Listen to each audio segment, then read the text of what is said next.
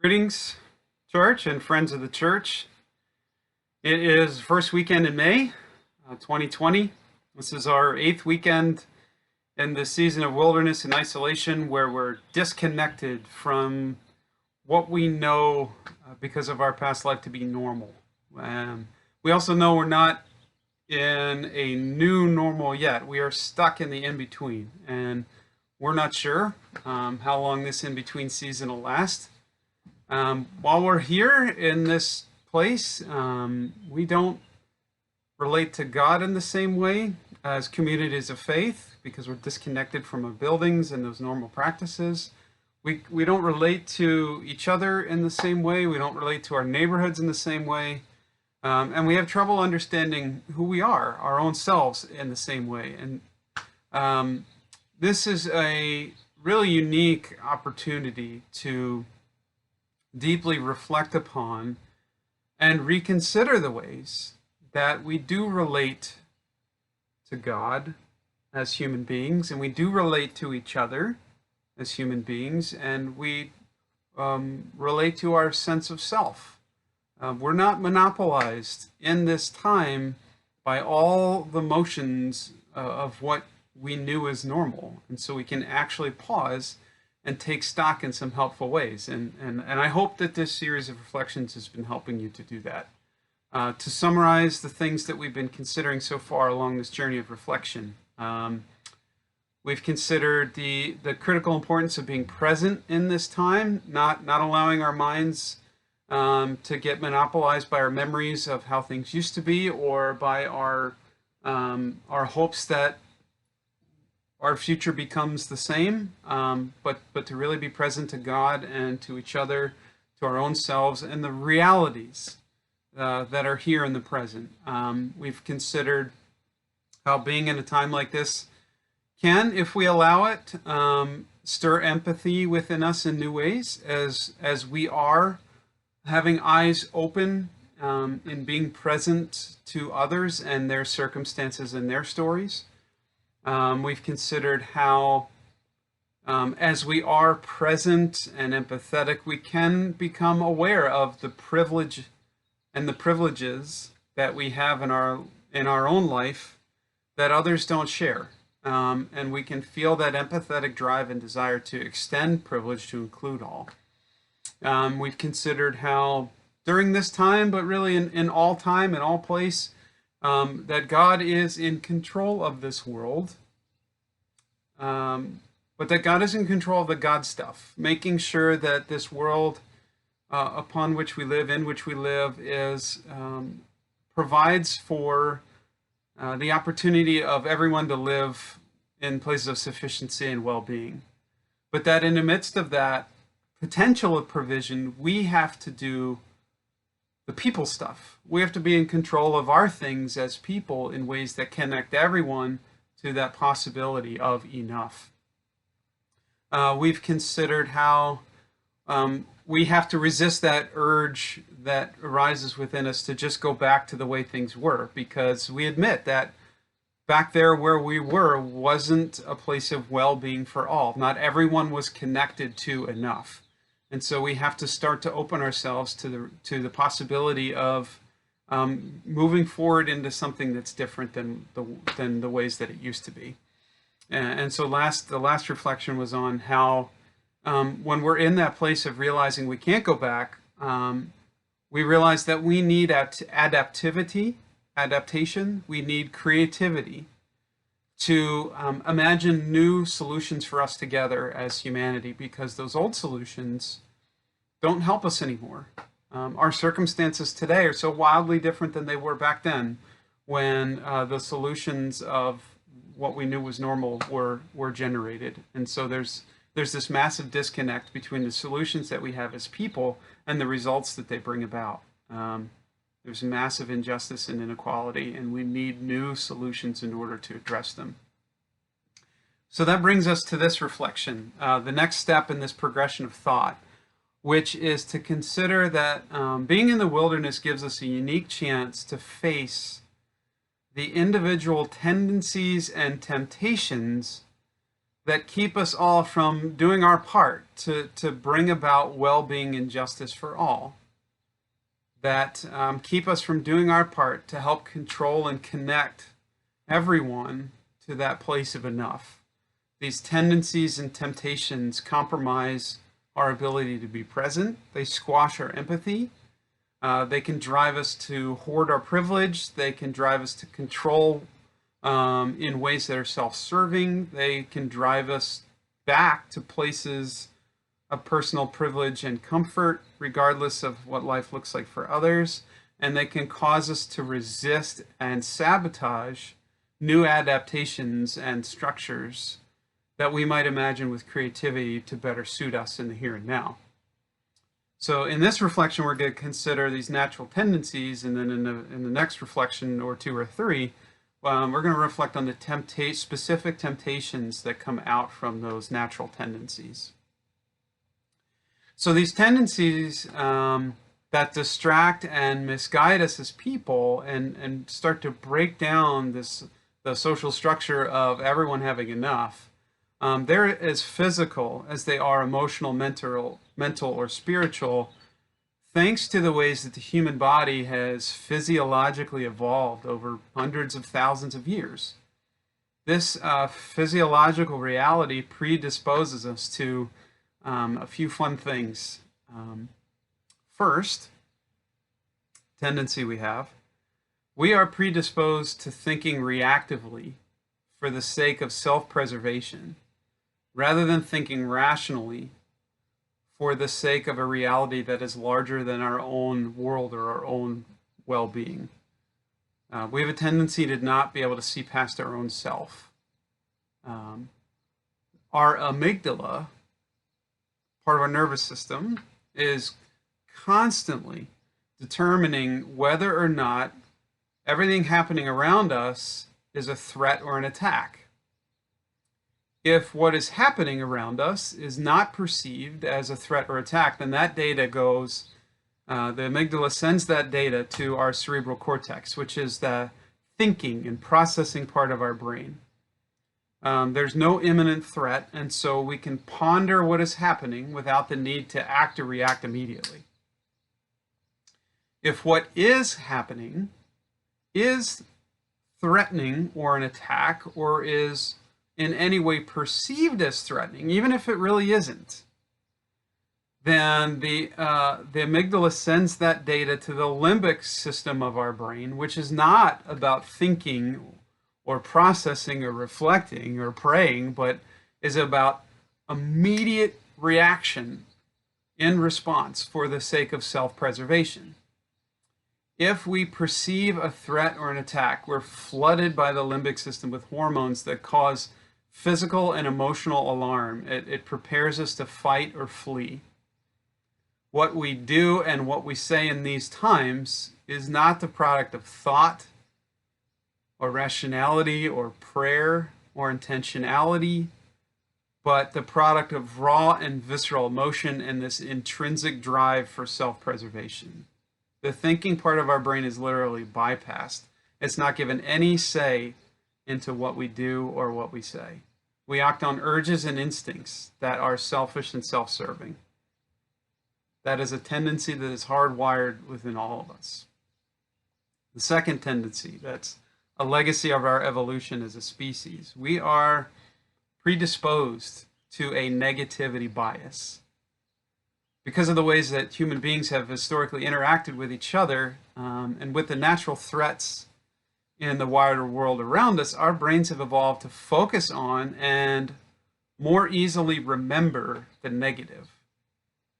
We evolved with this negativity bias for the sake of self-preservation. And the classic example is of rustling in the bushes. If I were to hear a rustling in our bushes back here in the backyard, would I optimistically assume that the rustling in the bushes is not a tiger when it might be?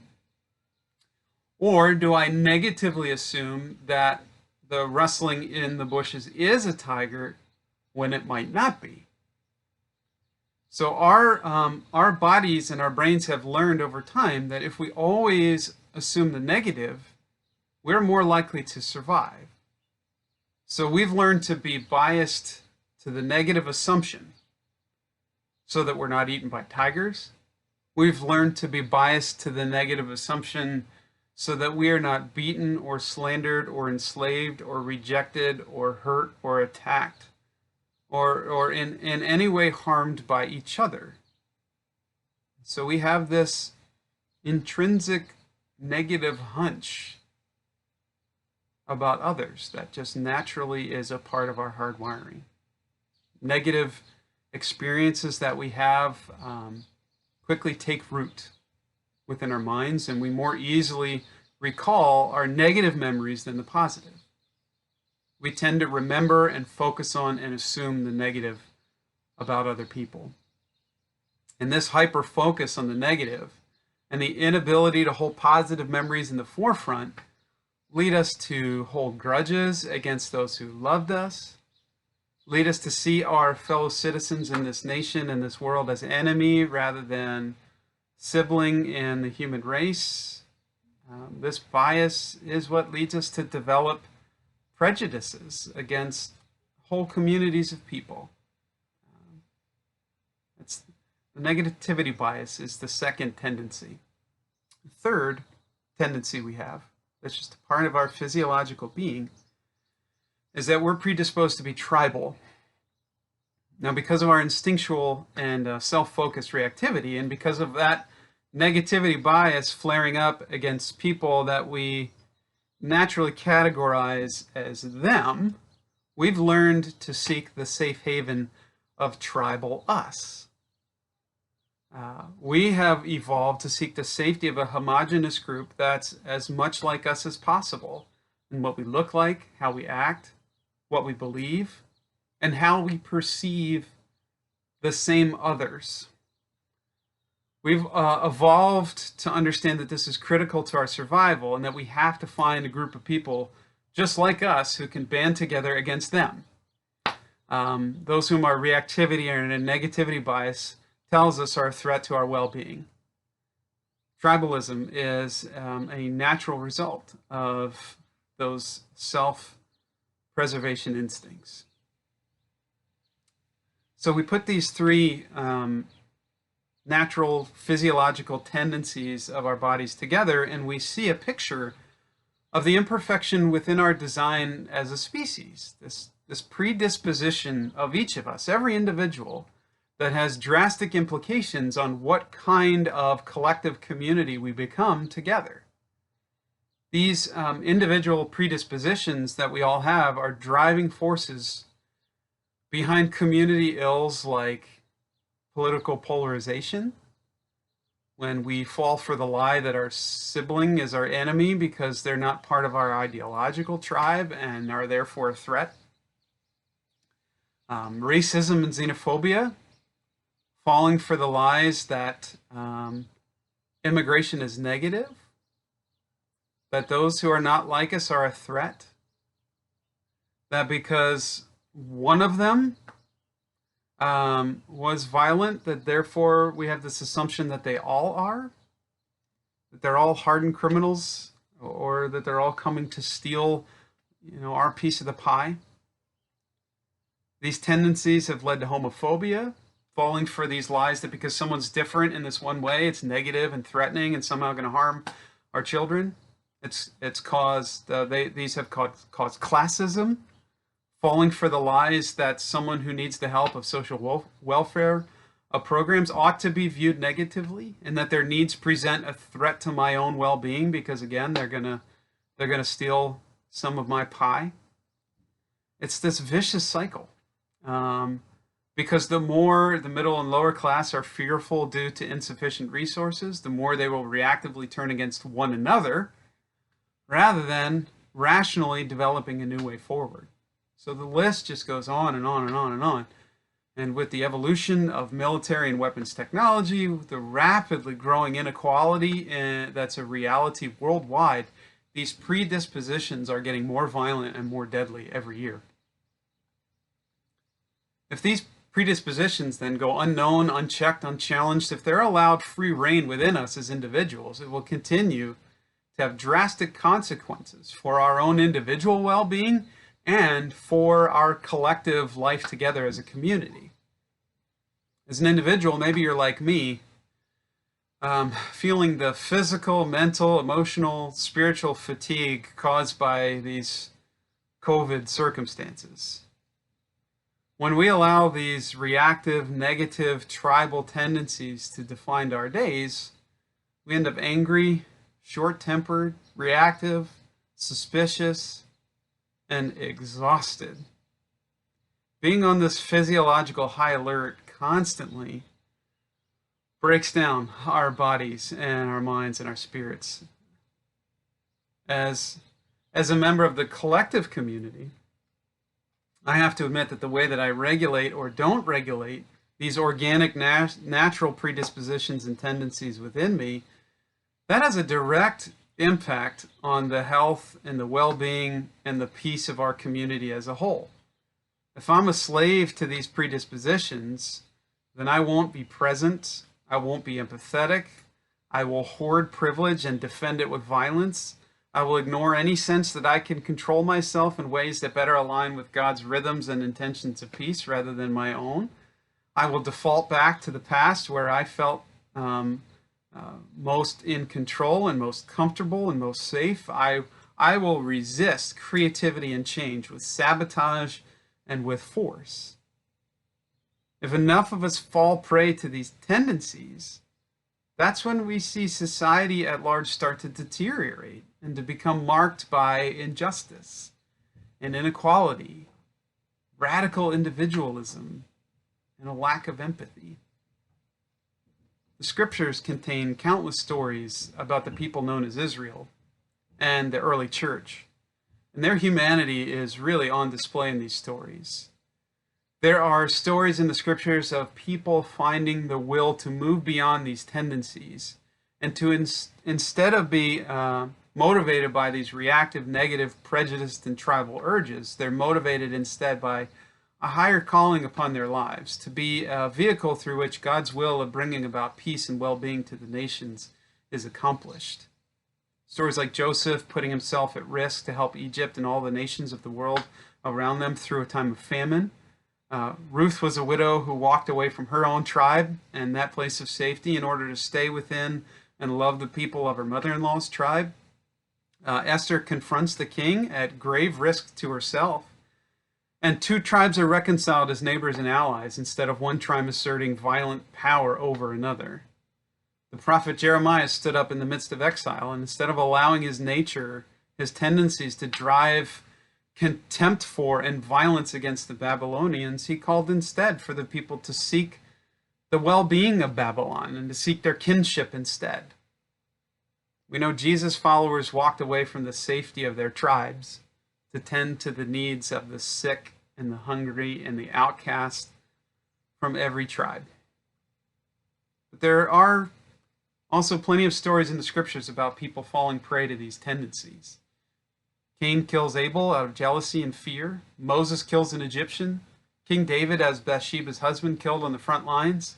The all-wise Solomon collected so many taxes to pay for the extravagance of the temple and his thousands of wives and animals that he put all of his people in poverty.